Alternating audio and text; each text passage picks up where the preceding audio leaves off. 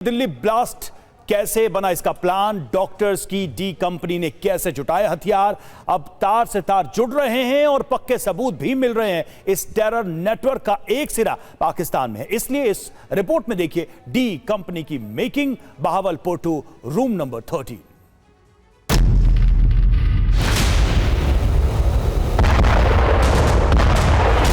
Car कहीं और नहीं बल्कि अल फलाह यूनिवर्सिटी में ही खड़ी मिली और यह कार शाहीन शाहिदा की थी।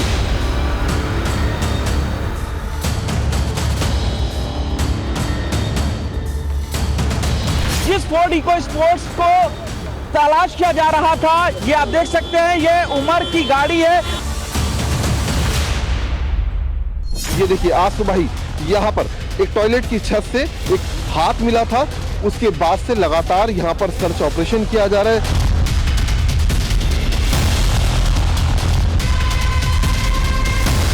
फरीदाबाद की अल फलाह यूनिवर्सिटी का रूम नंबर 13 कैसे बन गया जैश के आतंकियों का कंट्रोल रूम।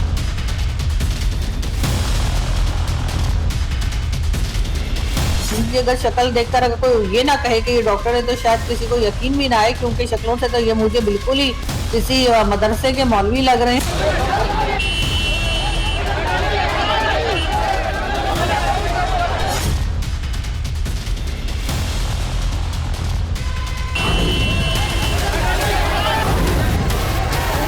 दिल्ली लाल किले के पास वो धमाका जिसने पूरे देश को हिला दिया।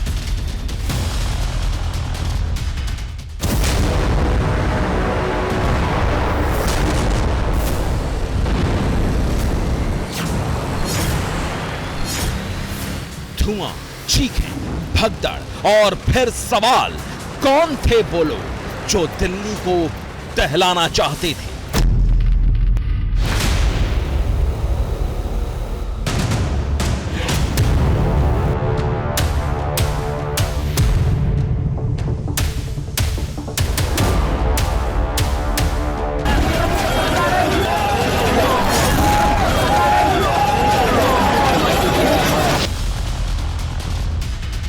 अब जवाब मिल चुका है। जांच एजेंसियां चप्पा चप्पा छान रही हैं, एक एक कनेक्शन जोड़ा जा रहा है। फरीदाबाद की अल फलाह यूनिवर्सिटी के रूम नंबर 13 से चल रहे आतंक के डॉक्टर मॉड्यूल का भांडा फूट चुका है। दिल्ली पुलिस यहां पर पहले से ही मौजूद थी, जांच कर रही है और हरियाणा पुलिस भी अभी कुछ समय पहले आई यहां पर। लेकिन फरीदाबाद की अल फलाह यूनिवर्सिटी की बिल्डिंग नंबर 17 के रूम नंबर 13 में आतंक की डी यानी डॉक्टर कंपनी की सिर्फ एक ब्रांच चल रही थी। इसका हेड ऑफिस फरीदाबाद से 775 किलोमीटर दूर था। धमाके के पीछे था पाकिस्तान का आतंकी अड्डा बहावलपुर, जहां से चलती है जैश-ए मोहम्मद की साजिशों की फैक्ट्री, और बहावलपुर से चल रही जैश-ए मोहम्मद की इसी आतंकी फैक्ट्री का नया प्रोडक्ट था फरीदाबाद का डॉक्टर मॉड्यूल। पाकिस्तान के बहावलपुर से लेकर फरीदाबाद की अल फलाह यूनिवर्सिटी के कमरे नंबर 13 तक यह है जैश की डी कंपनी यानी डॉक्टर कंपनी की कहानी, जहां मेडिकल की किताबों की जगह लगती थी कट्टरता की क्लास, जहां लैब में बनता था खुदकुश धमाके का बारूद, और जहां शिफा के नाम पर तैयार किए जा रहे थे आतंक के नए चेहरे यानी डॉक्टर टेररिस्ट।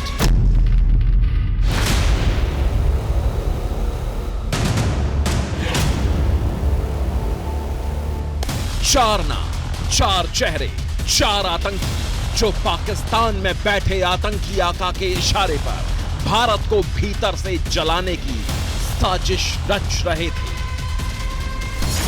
पहला नाम मुफ्ती इरफान अहमद, दूसरा डॉक्टर मुजम्मिल शकील, तीसरा डॉक्टर शाहीन सईद और चौथा डॉक्टर उमर नबी। चारों की कहानी एक दूसरे से जुड़ी हुई, चारों के तार जैश-ए मोहम्मद से सीधे जुड़े और चारों के मकसद में एक ही बात, कट्टरता, जिहाद के नाम पर धमाके और बेगुनाहों का कत्ल।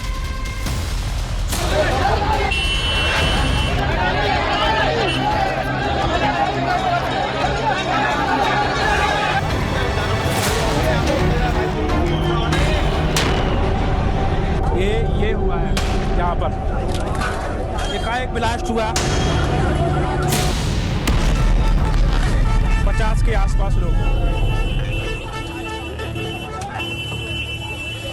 दिल्ली धमाके की गुत्थी जब खुली तो जांच एजेंसियों के सामने आया एक पूरा नेटवर्क, कश्मीर से लेकर हरियाणा तक फैला हुआ, और इस नेटवर्क के धागे पाकिस्तान के बावलपुर तक जुड़े हैं। सबसे पहले बात मुफ्ती इरफान की।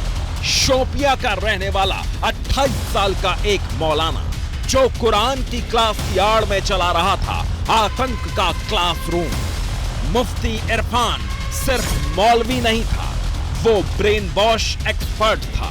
उसका काम था पढ़े लिखे युवाओं को जिहाद की तरफ मोड़ना, और इसने पढ़े लिखे डॉक्टर्स का ऐसा ब्रेन वॉश किया कि जिन्हें लोगों की जिंदगियां बचाने की तालीम मिली थी, उन्हीं ने सैकड़ों बेगुनाहों के कत्ल करने का मंसूबा बना लिया। और ये सब हुआ बहावलपुर में बैठे आतंकी आका के इशारे पर। जांच में सामने आया है कि मुफ्ती इरफान का पाकिस्तान से सीधा संपर्क था। वो जैश ए मोहम्मद के हैंडलर उमर बिन खत्ताब से जुड़ा हुआ था।